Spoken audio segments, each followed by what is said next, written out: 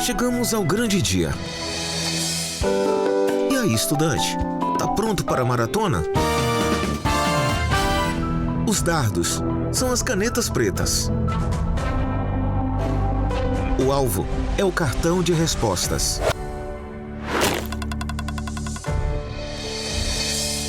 E não inventa de se atrasar, vice? Porque o meme vai vir certo.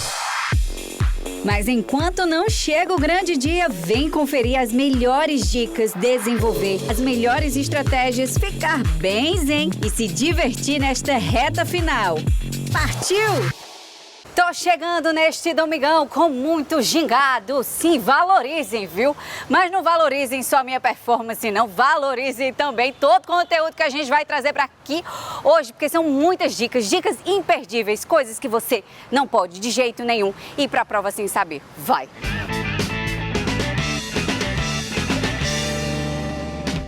No primeiro programa a gente falou sobre biologia e hoje a gente volta para a segunda parte da entrevista com o professor Evandro, porque ele deu muitas dicas e a gente vai ver mais dicas ainda para você ir para a prova, olha, tinindo, sabendo tudo. Professor, o que é que a gente tem que pensar agora nessa segunda parte? Na primeira entrevista a gente falou sobre meio ambiente, a gente falou sobre vacinas, falou até sobre coronavírus. Mas agora a gente entra já nos outros temas que também caem. São temas que são recorrentes. E algumas coisas, apesar da gente estar no novo Enem, né, que é desde 2019 até agora, tem alguns temas que a gente tem que pensar assim, esse vai cair. Ou pode ser que esse vai cair. Então, nós temos um assunto que ele tem sido praticamente presente em todos os Enems, né? E ele envolve a prova de humanas, ele envolve a prova de ciências da natureza, chamados de ciclos biogeoquímicos. Preste bem atenção, ciclos biogeoquímicos. O ciclo da água, o ciclo do carbono, o ciclo do nitrogênio e o ciclo do oxigênio. Esses ciclos, eles dão um equilíbrio dinâmico ao planeta. Então, como é que ele pode ser explorado e como ele vem sendo explorado? Tanto o ciclo de forma tradicional, no caso da água, evaporação, no caso do nitrogênio, os processos de nitrificação, desnitrificação, a questão da liberação do CO2 para o planeta, né? E a relação que a água tem na fotossíntese com o oxigênio e respiração, como também a alteração desses ciclos, que nós chamamos também de poluição. Quando a gente fala sobre engenharia genética, esse é um assunto também que cai muito? Quando a gente vai para a engenharia genética, é sempre importante lembrar que esse conceito que a gente tem, engenharia genética, né, é o quê? Uma manipulação do gene.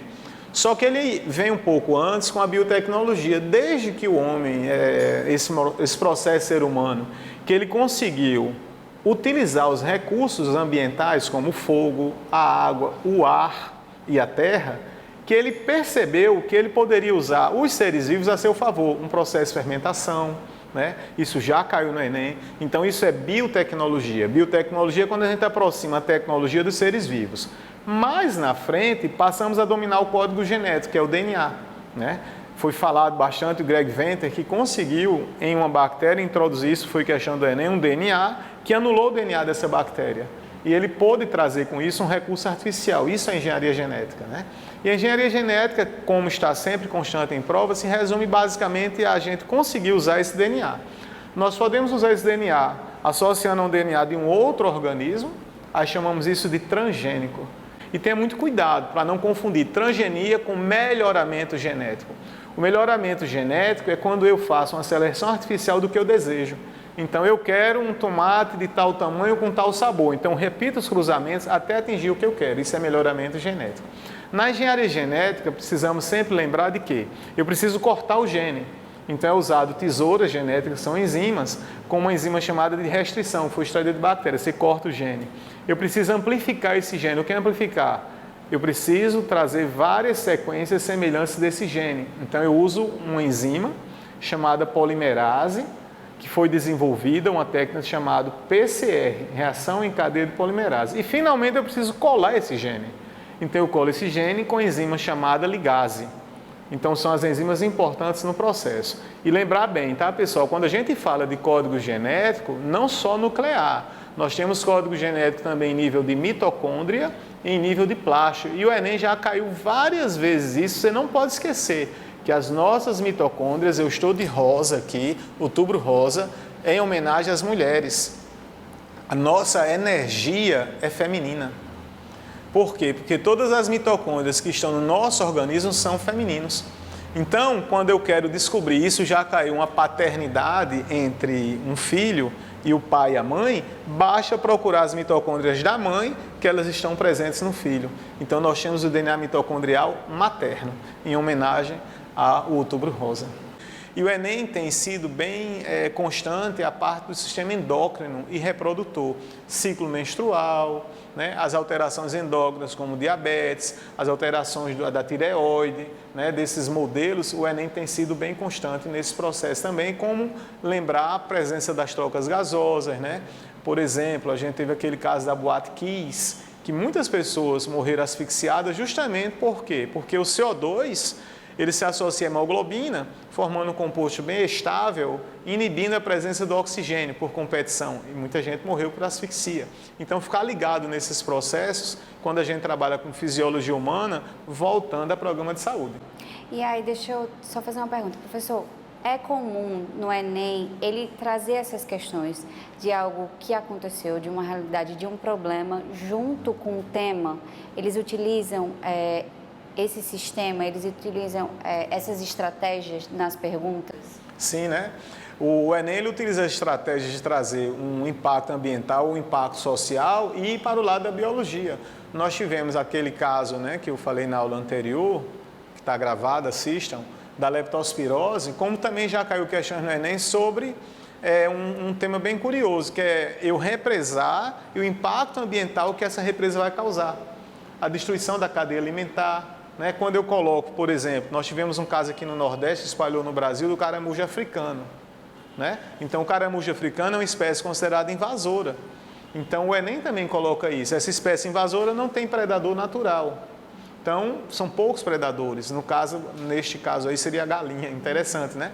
E aí ele se multiplicou. Então, sim. Então, o Enem traz bastante essa vertente de um processo, um problema, um fenômeno que aconteceu na sociedade e qual o impacto que ele vai ter na biologia. Para você saber mais, ficar antenado, ficou com alguma dúvida, quer tirar direto com ele, né? Já que aqui a gente está na TV, mas tem as redes sociais. Professor, por favor, deixa as suas redes sociais para quem está em casa nos assistindo agora, então, neste domingo. Os dois Instagram, né? O Instagram Prof. Evan Brandal ou Professor Evandro Brandão, tá? Eu estou à disposição sempre, 24 horas no ar.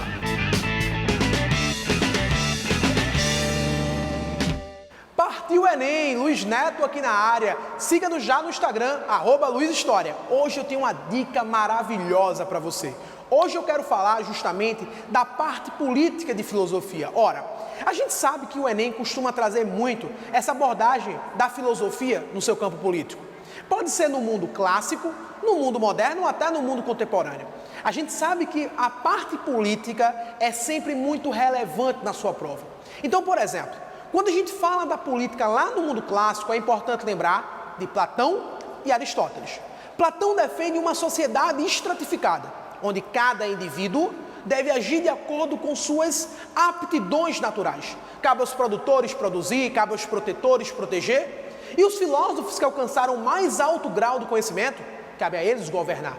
São eles os detentores da justiça, então cabe a eles o governo. Aristóteles, por sua vez, modifica isso. Aristóteles entende que a política, na verdade, é a finalidade da vida humana. Ou seja, para Aristóteles, ética e política não podem se separar. E aí olha a grande situação, tá? A ética aristotélica é justamente a finalidade da vida, a busca constante pela felicidade. Aquilo que em grego fica conhecido como eudaimonia. E aí me perdoem. Felicidade muita gente confunde, tá? Felicidade tem a ver com um propósito, algo que faça esta vida valer a pena. Afinal de contas, eu lembro a primeira vez que eu entrei numa sala de aula, tinha 400 pessoas me olhando, eu muito tímido, muito envergonhado, e disse, eu vou entrar. Daqui a pouco, quando eu comecei a dar aula, que estava todo mundo muito animado, eu descobri que eu queria parar o tempo ali. E como eu queria parar o tempo ali, eu me encontrei feliz. Diante disso, eu não tinha mais dúvida. Se tem uma coisa que eu quero seguir para o resto da minha vida é dando aula. Essa é a minha felicidade, não a sua. Mas a minha felicidade foi encontrada na sala de aula. Felicidade tem a ver com um propósito, um caminho que valha a pena ser vivida.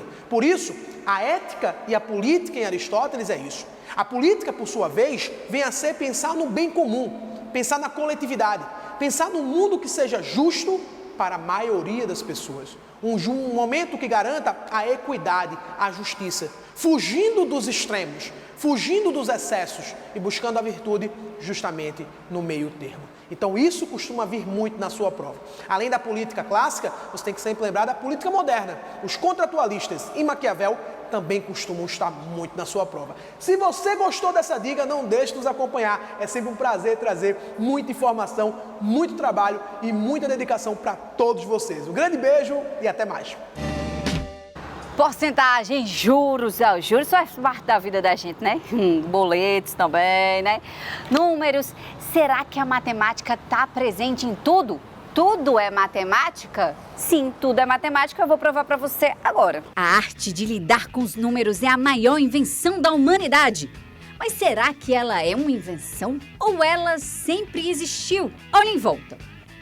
O mundo é matemática. Tudo, absolutamente tudo, é matemática. Desde a pré-história, o homem já fazia a contagem dos números, com o uso dos dedos, das mãos, ossos, pedras, pedaços de madeira.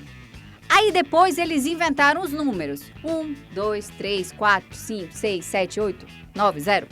Até Einstein se perguntou: como é possível que a matemática, um produto do pensamento humano que é independente da experiência, se encaixe tão bem com os objetos da nossa realidade? Eu posso explicar. No cafezinho que você toma, antes de chegar na mesa, são vários processos matemáticos. Para chegar ao preço, existe um estudo. Quanto vai gastar comprando o café? Pagando imposto, xiii, o salário dos funcionários e mais. Se você vai pagar, estamos falando de um sistema monetário. Ao seu redor, preste atenção, tudo tem princípios matemáticos.